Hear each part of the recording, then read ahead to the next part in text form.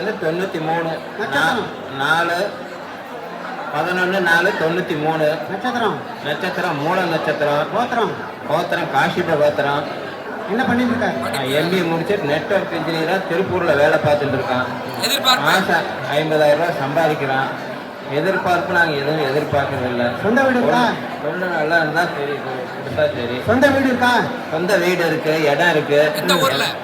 முத்தூர், திருப்பூர் மாவட்டத்துல முத்தூர் காங்கேயம் பக்கத்துல இருக்கு. 98 421 54 236.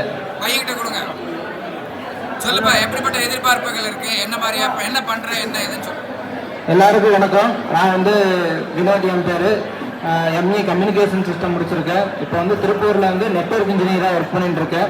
மாதம் வந்து 50,000 ரூபா சம்பளம் வாங்குறேன்.